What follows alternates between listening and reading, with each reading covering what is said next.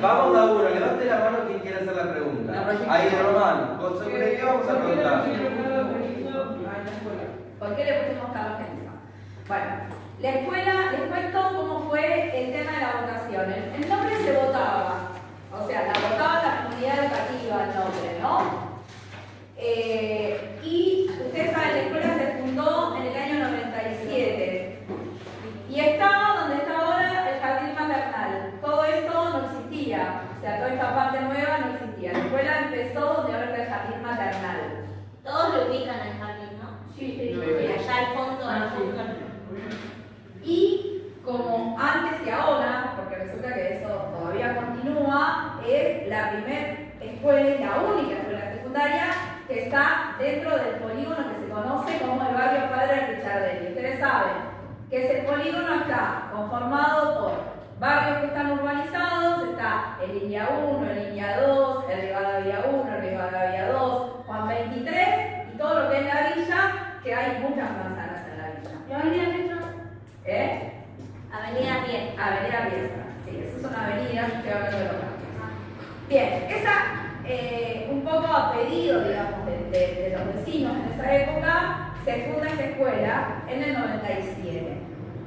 Y entra como director Eugenio Perroni, que fue nuestro primer director y el que marcó como una línea de trabajo, una perspectiva en relación a cómo habitar las escuelas en estos sectores, que nosotros tratamos como de recuperar este legado en el sentido de ser una escuela que alberga a todas, a todes, a todos, sin distinción, y generar dentro de esta escuela la sensación de comunidad, o sea, una comunidad que pueda avanzar juntos o hacia algo, hacia un objetivo. En este caso, que ustedes puedan tener escolaridad, que se puedan recibir, que el día de mañana puedan proyectar una vida distinta.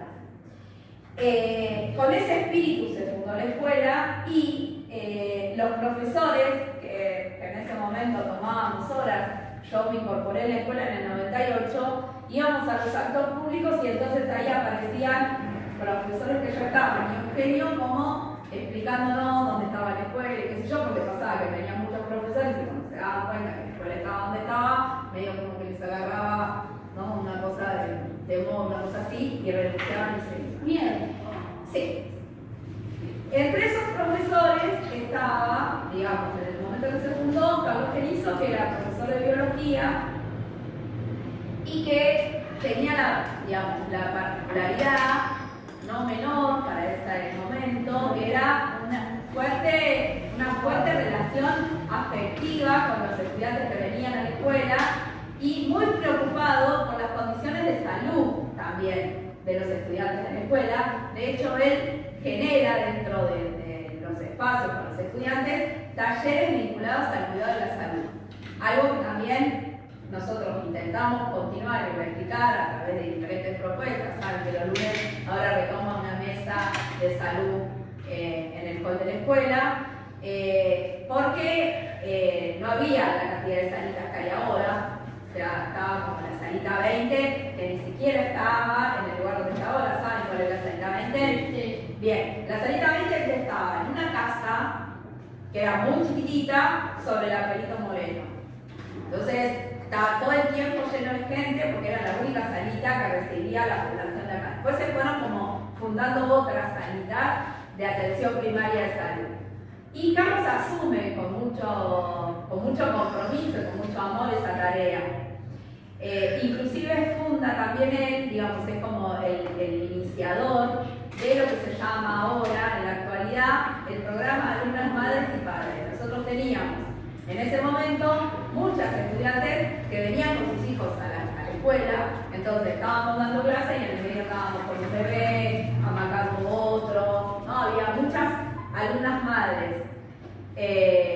Él entiende que esa es una situación particular, acompañar, atender y a pensar alguna estrategia para que esas estudiantes puedan venir con sus hijos a la escuela sin que estén en el ámbito, digamos, de la clase propiamente dicha. Entonces ahí surge la necesidad de fundar un jardín específico para que los nenes, las niñas, los bebés de las alumnas madres estén atendidos en otro espacio mientras ellas estaban en la escuela y surge el jardín, que ahora el jardín es mucho más grande, atiende a toda la población del barrio, pero el sentido fundacional de ese jardín fue, en principio, atender esa realidad, que las alumnas madres de la escuela tuvieran un lugar donde dejar a sus hijos, hijas y poder cursar en la escuela.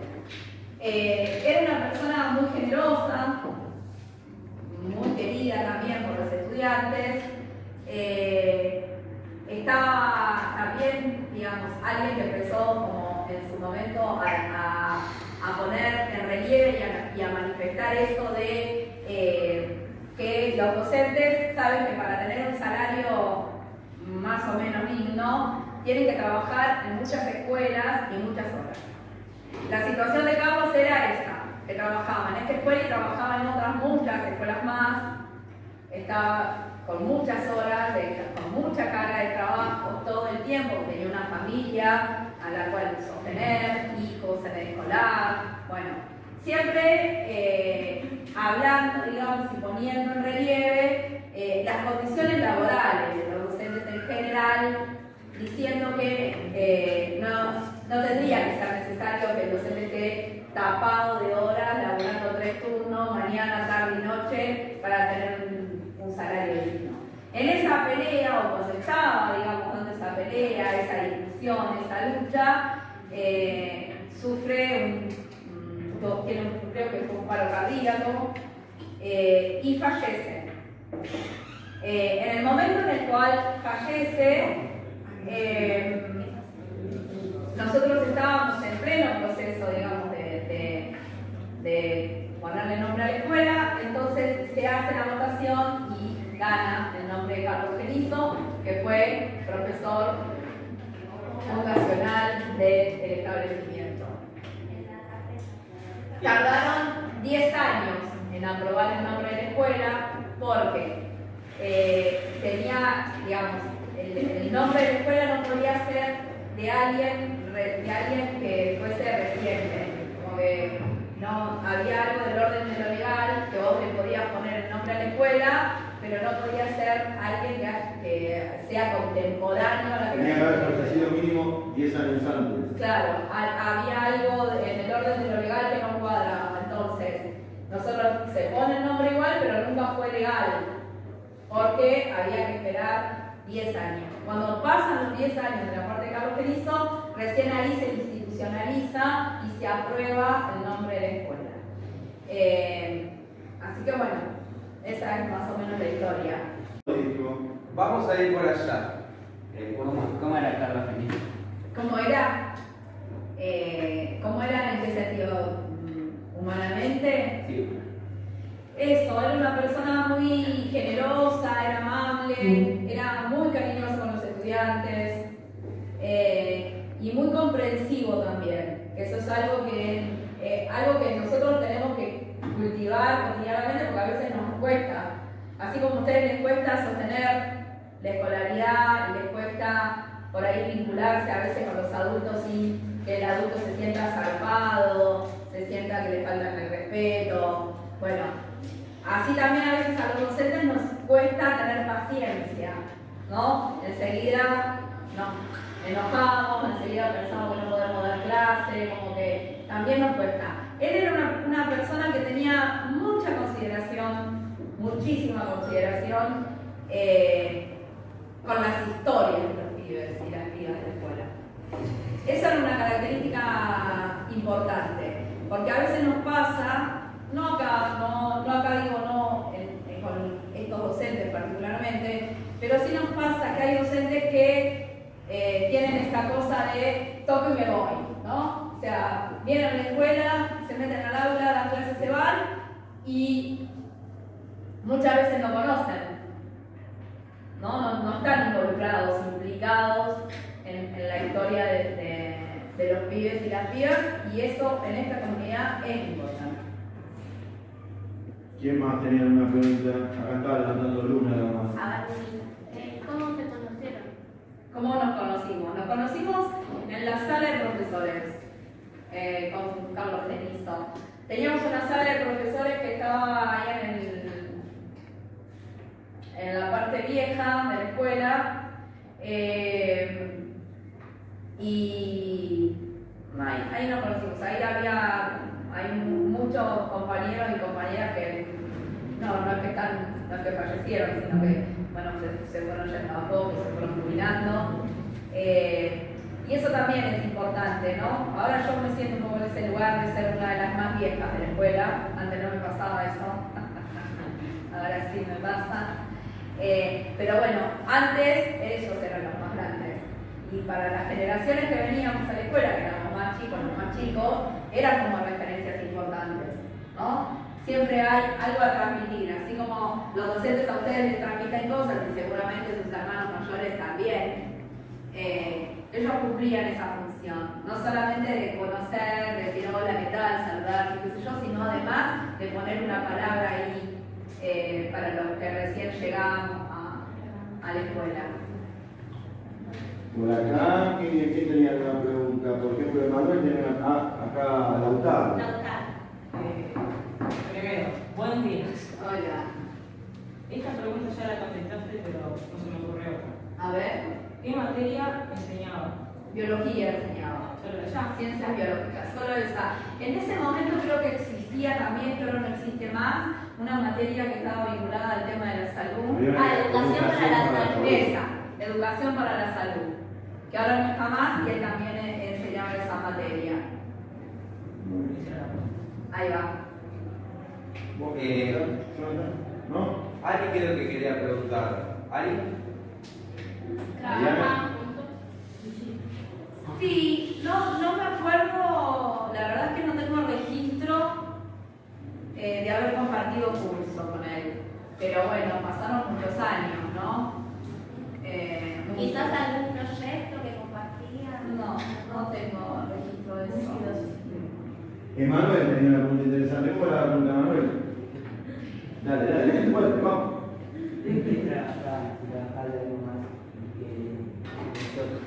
Si además de trabajar en la docencia, tenía alguna otra actividad. No. Si trabajaba en alguna otra cosa o alguna otra ocupación, Sí. que no fuera rentar. No, creo que solo trabajaba en la docencia, pero trabajaba mucho. Y él siempre, por eso ponía esta cuestión de las condiciones de trabajo, porque era una persona que tenía ocupada casi toda su carga horaria y a veces eso agota un montón. Y a medida que te vas poniendo viejo, vieja o estás más grande, el cuerpo ya no te da. Y era una persona que andaba todo el tiempo de escuela en escuela, recorriendo escuelas, y la verdad es que sí, que tenía una abultada carga horaria, y mucha gente piensa que parte, digamos, de lo que le sucedió en relación al paro cardíaco tiene que ver con este estrés, con este cansancio de haber soportado durante tanto tiempo jornadas laborales muy largas. ¿Ahí? ¿Cómo murió? Un ataque cardíaco, creo. La verdad es que no me acuerdo, pero me parece que fue eso lo que le pasó. Leonel, la vos tenías una pregunta. Sí. ¿Cómo? ¿Tienes una pregunta y está aquí? después vos haces una pregunta y ahora, Dale, decime. Vos también, Yara, tenía. Dale, Dale, Leo. Dale, que se me acaba el tiempo de filmación. ¿Tenés otro que? ¿Cómo se me trabajó en la escuela? Carlos Telezón. Fue uno de los fundadores de la escuela. ¿Qué año fue el fallecimiento? ¿En 2000? En 2000. Con el 2000, no tengo idea cuál. O sea que no trabajó tantos años en la escuela, ha trabajado 4 o 5 años, fue uno de los primeros profesores de la escuela. Sí. Falleció muy tempranamente, muy inesperadamente también, ¿no? Sí, sí. O sea, no fue algo. ¿Cómo fue? ¿Ustedes un día vinieron a la escuela y se enteraron? Sí. Así fue. Porque encima en esa época no había redes sociales, No había nada. ni celulares. No había un ¿Cuántos celular. años tenía cuando murió? Más o menos. Bro. 50 y algo tendrá. Y ahora, ¿cuál era tu pregunta? ¿Cuáles son sus cosas que le gustaban? ¿Qué le gustaban? ¿Qué le Y gusta? la verdad que eso no lo sé. ¿Era responsable? Sí, era responsable. Sí. Sí, era una persona muy comprometida. ¿Qué otros nombres se barajaban cuando votaron para el nombre de la escuela? O sea, ¿había otros nombres o era No boleta eran única? nombres de personas. Me acuerdo que había uno que tenía que ver con, no sé, ponerle Latinoamérica Unida, o sea, como un genérico que tenía más que ver con reconocer por ahí las diferentes, ya en ese momento se veía con claridad cuáles eran las diferentes comunidades de Latinoamérica que se asentaban acá en Nueva Flores. Entonces, algo en relación a Latinoamérica se circulaba. Vos levantaste la Algo mano. más, ¿no? ¿Cómo era la actitud de Carlos Benito? La actitud en relación a que a los pibes, a las pibas. Eso, tenía una actitud de mucha escucha, Carlos. Era una persona que sabía escuchar y también, que eso es importante, no solamente escuchar, sino saber aconsejar, porque a veces uno escucha, pero con lo que escucha no sabe muy bien qué hacer, ¿no? Carlos podía escuchar y también podía aconsejar. Tenía muy desarrollada el tema del escucha. Tiago, ¿vos querés preguntar? A ver, dale. ¿Qué deporte le gustaba? No, no tengo idea. Eso por ahí le va a poder contestar Nico. Nico. Pero entiendo que el fútbol. ¿Dónde vivía? ¿Dónde vivía? En Lugano. Vecino, era vecino. Ya la que preguntar a Yara. Entonces va a bajar aquí. ¿Quién? ¿Benito o Nico? Carlos Benito. Vos empezó a trabajar, lo habías mencionado. Sí, creo que cuando se fundó la escuela en el 97 ya estaba. Él ya había tomado horas acá. Así que sí, estuvo desde que se fundó. El comedor vino después. Esa también fue una pelea que está buena que la sepan, porque cuando se inicia la obra de la escuela, no se terminaba, y hubo un grupo de docentes que tomó la escuela. Dijo, bueno, si no terminan la obra, nos quedamos a vivir acá adentro. Y tomaron un tiempo la escuela y finalmente la obra avanzó. En ese avanzar de la escuela, entre las peleas, mira, ahí el boquetito. Bien. Escuchen porque saben que ustedes que esta es una de las pocas escuelas secundarias que tiene comedor con comida caliente, Sí. ¿no? Y No, esa fue una pelea. sí. Eugenio en ese momento empezó, sobre todo en el 2000. Ustedes saben que la crisis del 2000 es muy parecida a la crisis que estamos sufriendo ahora, donde nada alcanzaba la plata, no alcanzaba. Ibas un día, comprabas el aceite a 3 pesos y ibas al día siguiente y el aceite estaba a 15. Entonces fue un momento muy complicado para las familias y sobre todo acá. O sea, había familias enteras que no tenían, o que tenían un recorrido por los comedores comunitarios y demás, y los comedores no estaban dando abajo. Entonces, Eugenio en esa preocupación empieza a pelear, digamos, el tema de la existencia del comedor con comida caliente. De hecho, es, creo, la única escuela en toda la ciudad de Buenos Aires, secundaria, porque las primarias sí tienen comedor, con comedor. Por eso es importante también, no solamente que se quede, sino esta cuestión de poder cuidar ese espacio, de valorarlo, ¿no? Y después, otra de las cosas que pasaban en esa época, que eran muy, por ejemplo, se hacían las ferias del trueque acá adentro. ¿De qué cosa? Del trueque. En el 2000, les voy a contar, en el 2000, ante esta crisis que había, que es una crisis como muy similar a esta, la que estamos atravesando ahora, la gente no tenía acceso a la cuestión económica, o sea, no había manera de que se manejara efectivo. Entonces, lo que se hacía era cambiar. Por ejemplo, yo sé hacer plomería, vos sabés cocinar, bueno, yo voy, te arreglo el baño y vos me das algo de comida a mí, o yo tengo esto que no uso más y entonces lo traigo a la feria del trueque y me llevo una campera que vos no usás más. Eso, era cambiar una cosa por otra. Era intercambio. Exacto. Claro. Eran intercambios, ¿en qué términos? En términos de solidaridad, porque cuando yo detecto que al otro le falta algo que yo tengo y que me sobra, bueno, era ese tipo de intercambio.